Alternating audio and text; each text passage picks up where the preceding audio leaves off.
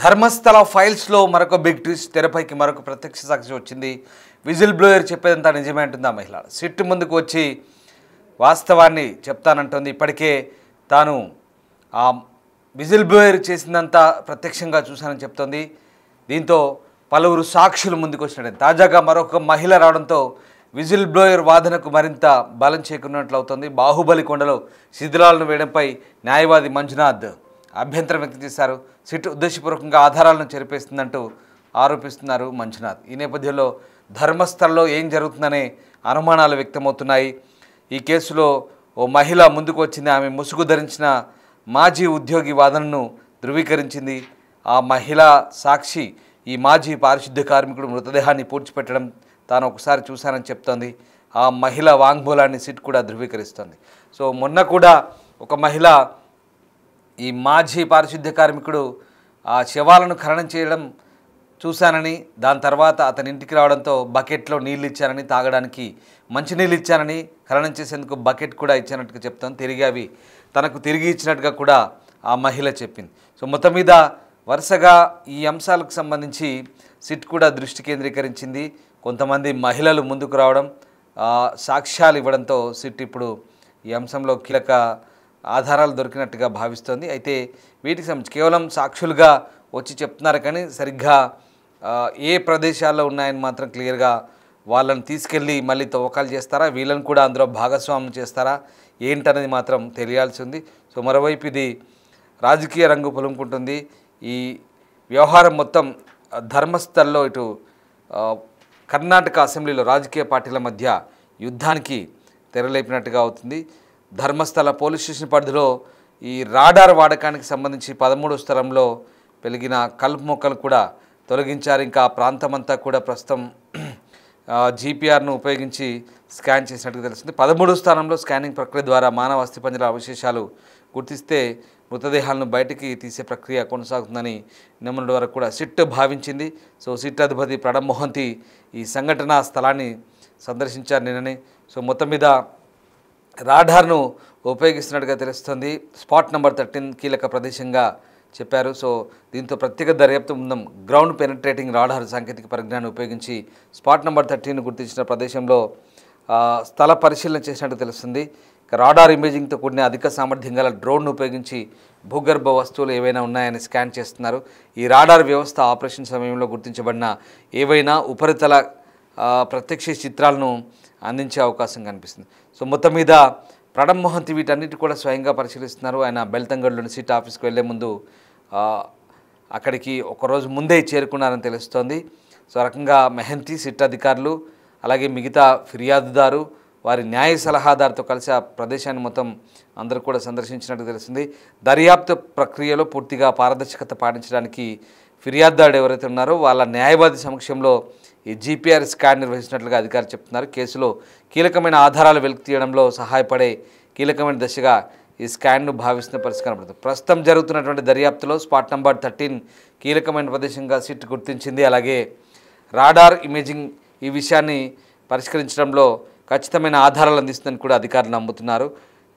దాంతో సామూహిక ఖననం దర్యాప్తు మధ్య మరొక ఫిర్యాదు కూడా దాఖలైంది. ఓవైపు ధర్మస్థలంలో ఫ్రీ యూనివర్సిటీ విద్యార్థిని మరణించిన 38 సంవత్సరాల తర్వాత ఆమె సోదరి ఇప్పుడు కేసును తిరిగి తెరిచి తాజా దర్యాప్తుకు డిమాండ్ చేస్తుంది. అందుకు సంబంధించి ఆ అవశేషాలను కూడా వెలికి తీయాలంటూ ఆమె కోరుతుంది. నెల్యాడి నివాసి ఇంద్రావతి సోమవారం ప్రత్యేక దర్యాప్తు బృందం ముందు హాజరై తన సోదరిని కిడ్నాప్ చేసి లైంగిక వేధింపులకు గురిచేసి హత్య చేశారని ఆరోపిస్తోంది. దివంగత దేవానంద కుమార్తె పద్మాలత ఉజిరేలోని ఎస్డిఎం కళాశాలలో సెకండ్ పీయూసీ విద్యార్థిని అని డిసెంబర్ 22, 1986న ఆమె అదృశ్యమైందంటూ ఆమె ఇప్పుడు ఆ కేసును తిరగదోడగలంటూ డిమాండ్ చేస్తున్న పరిస్థితి. సో మొత్తం మీద ధర్మస్థల్లో చోటు చేసుకుంటున్న అంశాలన్నీ కూడా ఇప్పుడు ఆసక్తి రేపుతున్నాయి. వరుసగా చాలామంది ఫిర్యాదుదారులు మళ్ళీ బయటకు వస్తున్నారు. దాంతోపాటు చాలామంది ఈ అంశాలను కొంతమంది నమ్ముతుంటే కొంతమంది కొట్టిపారేస్తున్నారు. ధర్మస్థల సమాధుల కేసుకు సంబంధించి ఇక నివేదికను సమర్పించాలంటూ కూడా మరోవైపు బీజేపీ హోంమంత్రిని అసెంబ్లీలో డిమాండ్ చేస్తున్న పరిస్థితి. ఏదేమైనా ఓవైపు ఇదంతా కూడా రాజకీయ రంగం పులుముకుంటుంది. దక్షిణ కన్నడలోని ధర్మస్థల వంటి హిందూ ప్రార్థనా స్థలాలను కించపరుస్తున్నట్టు బీజేపీ ప్రభుత్వాన్ని విమర్శిస్తుంది. అంతేకాదు ఒక బీజేపీ ఎమ్మెల్యే ఏకంగా విజిల్ బ్లోయర్ని ఉరి తీయాల్సిందే అంటూ డిమాండ్ చేస్తున్న పరిస్థితి కనబడుతుంది. సో ధర్మస్థల వ్యాప్తంగా చోటు చేసుకుంటున్న ఈ పరిణామాలు అయితే మొత్తం మీద ఇవి శతాబ్దాల నాటి వారసత్వ ప్రతిష్టను దెబ్బతీసేందుకు కుట్ర అంటూ కొంతమంది వాదిస్తుంటే, కొంతమంది ఇదంతా కూడా నిజమే, దీంట్లో ఆధారాలు ఒక్కొక్కరుగా బయటకు వస్తున్నారు, ఆరోపణకు సంబంధించి ఆధారాలు నిగ్గు తేల్చాలంటూ మరికొంతమంది డిమాండ్ చేస్తున్న పరిస్థితి కనబడుతోంది. సో మొత్తం మీద ఈ వ్యవహారంలో ఇంకా ఏం జరగబోతుంది, ధర్మస్థలలో ఎలాంటి ఆధారాలు దొరుకుతాయని మాత్రం ఆసక్తికరంగా మారింది. సో ఈ సిట్ ఏదైతుందో జీపీఆర్ సాంకేతిక పరిజ్ఞానాన్ని ఉపయోగించి స్పాట్ నంబర్ 13 వద్ద స్థల పరిశీలన అయితే చేసింది. సో అధిక సామర్థ్యం గల డ్రోన్ను కూడా మోహరించి ఆ ప్రాంతానంతా కూడా జల్లెడ పట్టిన పరిస్థితి కనబడుతుంది. సో మొత్తం మీద ఆరోపణలు చేస్తున్న నేపథ్యంలో వరుసగా కొంతమంది ఇంకా మళ్ళీ ఫిర్యాదులు కూడా వస్తున్న నేపథ్యంలో తాజాగా వీటన్నిటిని కూడా ధృవీకరించుకునేందుకైతే సిట్ మరింత సమయం తీసుకునే అవకాశాలు కల్పిస్తోంది. సో ఆ రకంగా మొత్తం మీద ఈ పాయింట్ 13 వద్ద భారీ పోలీస్ బందోబస్తు మధ్య తవ్వకాలు కూడా చేస్తున్నారు. సో ఇప్పటివరకైతే కేవలం 6-11 ప్రాంతాల్లో మాత్రం కొన్ని అస్థికలు, కొన్ని ఒక పుర్రె కూడా దొరికింది. కానీ ఇప్పుడు 13వ ప్రాంతంలో ఏదైనా దొరుకుతాయేమోనన్న పరిశోధన అయితే కొనసాగుతుంది. సో అక్కడ ధర్మస్థల పోలీస్ స్టేషన్లు అధికారులు అలాగే మిగతా విభాగాల అధికారులంతా కూడా ఆ ప్రాంతంలో శోధన కొనసాగిస్తున్న పరిస్థితి కనబడుతుంది. అవసరమైతే ఇంకా ముందుకెళ్ళి మరింత శోధించాలని కూడా భావిస్తున్నట్టుగా తెలుస్తుంది. సో మొత్తం మీద ఈ వ్యవహారంలో ప్రస్తుతం ఆసక్తి అయితే రేగుతోంది.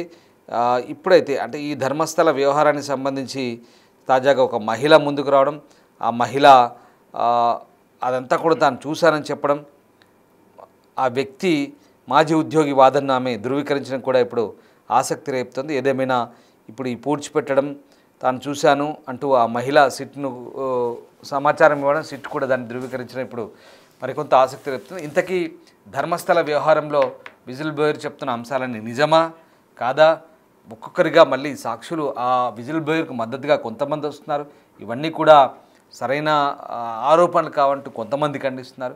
ఏదేమైనా ఇప్పుడైతే జీపీఆర్ను ఉపయోగిస్తున్నారు, తర్వాత డ్రోన్లను ఉపయోగిస్తున్నారు, టెక్నాలజీని ఉపయోగిస్తున్నారు. ఆధారాలు దొరికితే అవి నిజమే అనుకోవాలి, ఆధారాలు దొరకకపోతే ఇక అవన్నీ కూడా నిరాధారణ ఆరోపణలుగానే కొట్టిపారాల్సి ఉంటుంది.